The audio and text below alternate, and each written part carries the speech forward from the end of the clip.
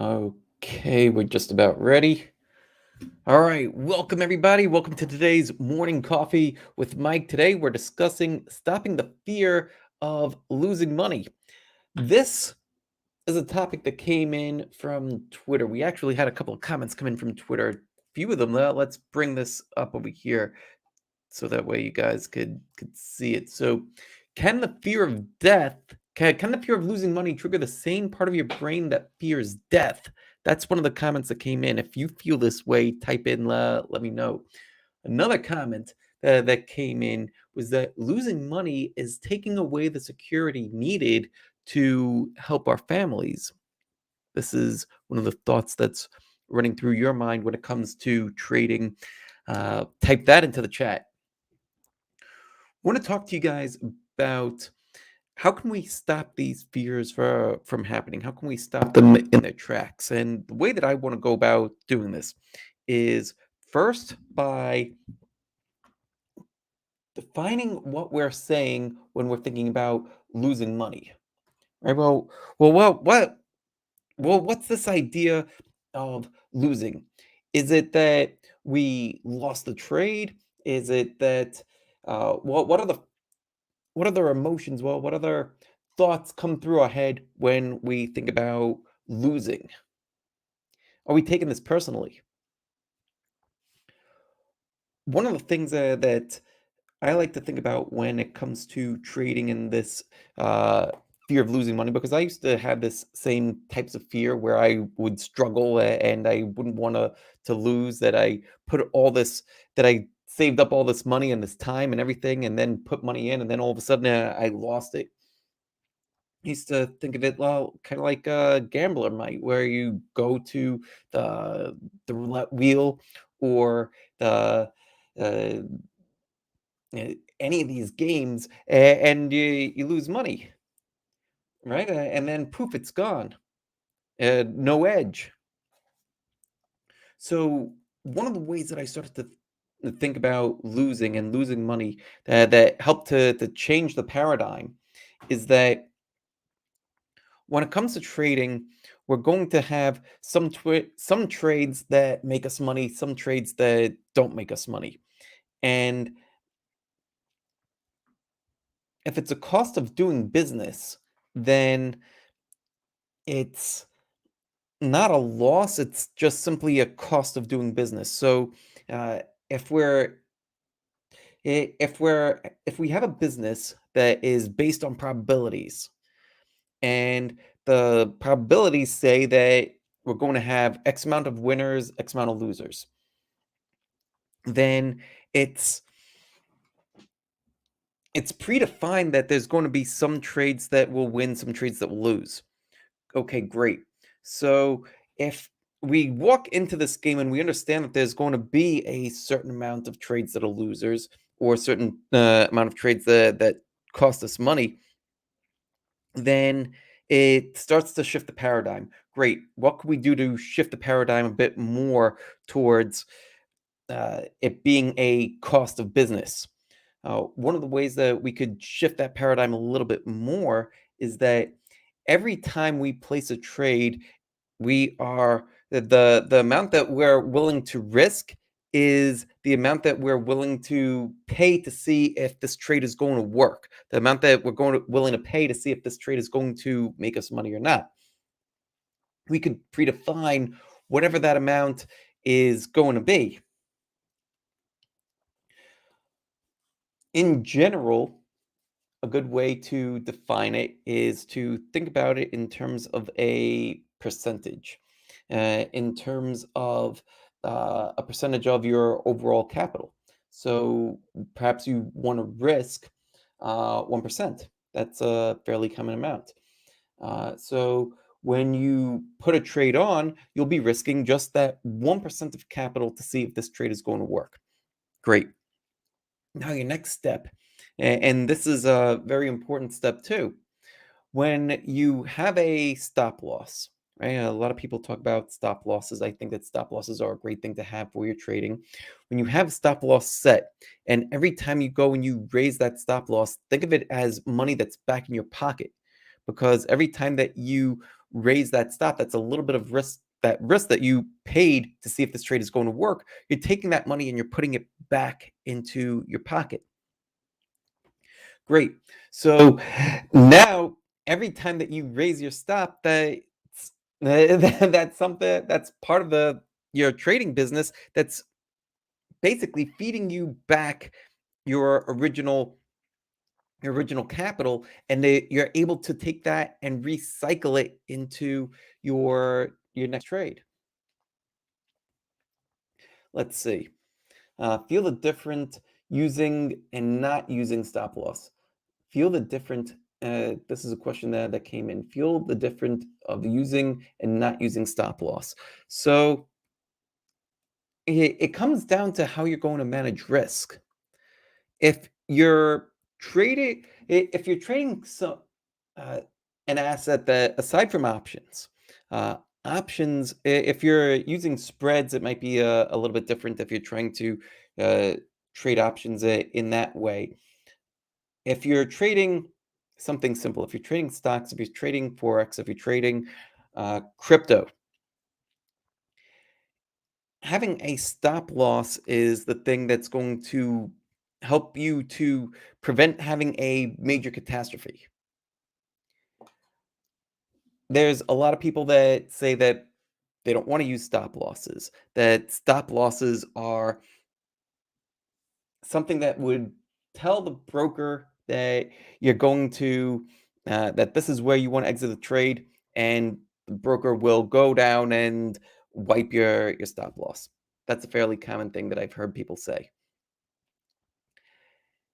That that happens if you're getting stopped out prematurely, and that's what the question is really about, getting stopped out prematurely and losing money but for that reason. If you find that you're getting stopped out prematurely, then it's more about it's a sign that you're placing your stop loss at a incorrect spot. If if you place your stop and your stop gets triggered, then that should mean that the trade has been completely invalidated, and it's time to move on to the next trade. There will be some times where your stop loss is triggered and the stock rallies in your face. That's happened to me. It's happened to everybody. It's part of the game. If you find that that happens too frequently, then it might be a problem that of where you're placing your stop. We want to have multiple layers of confluence where we place our stop. This is where technical analysis comes in.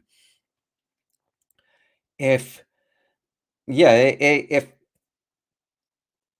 we place our stop and it's getting triggered, we will that's the solution. We want to see if we're placing our stop in the correct spot.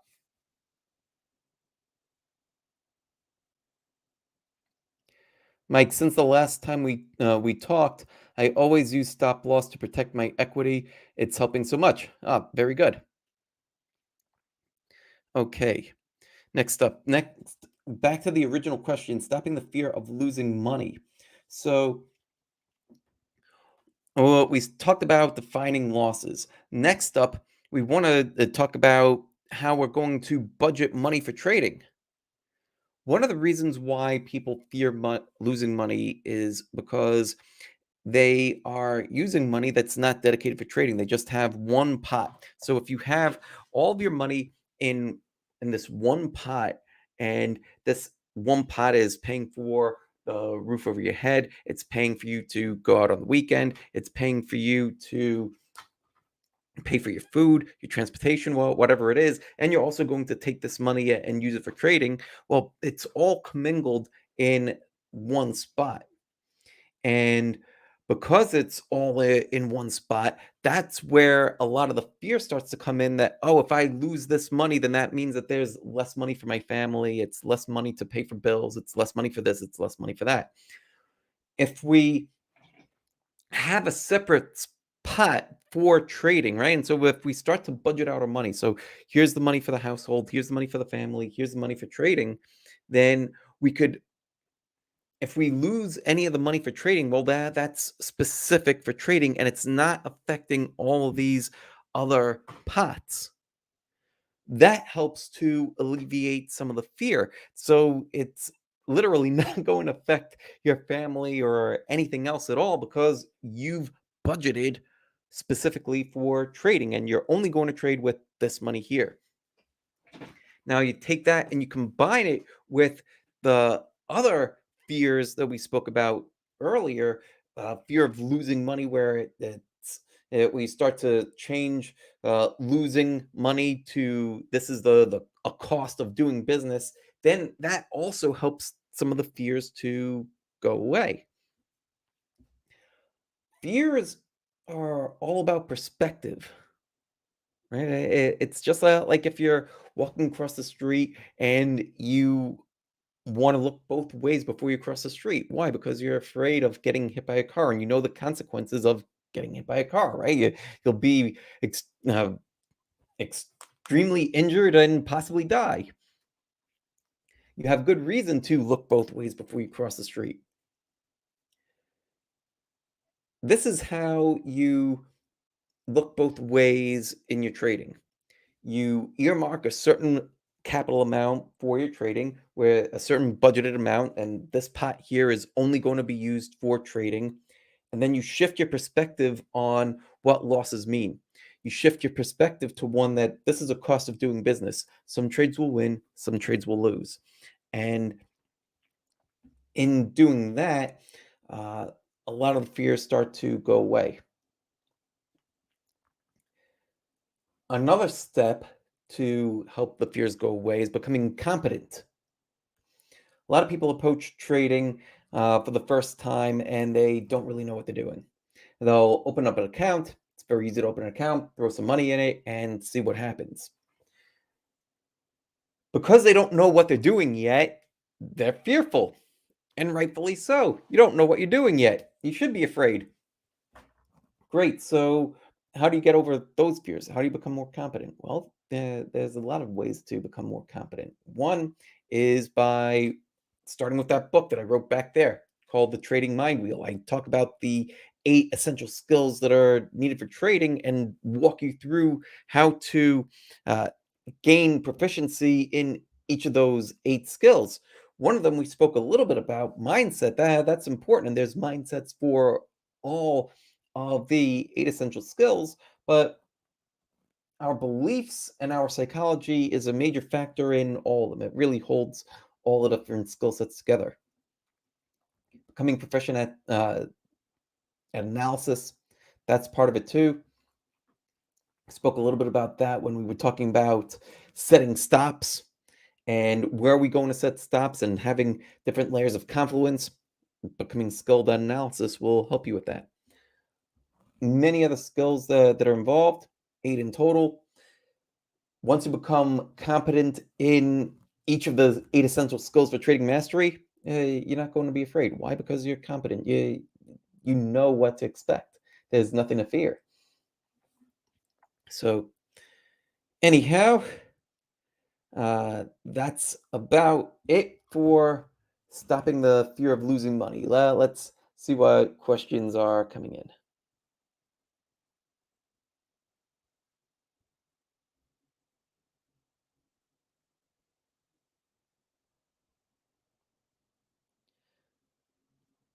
Welcome from Morocco.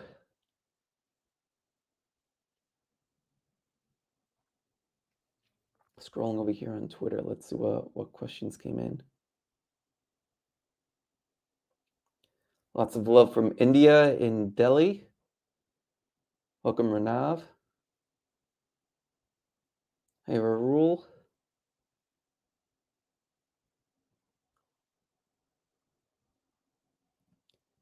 Any other questions?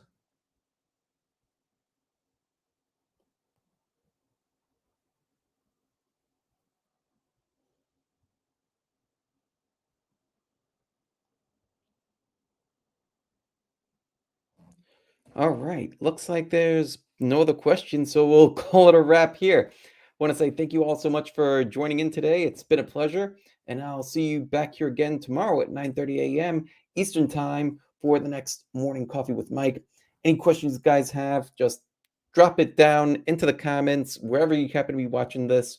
Reach out to me via DM, email, wherever, and we'll dive into some other aspects of trading. That's it for now.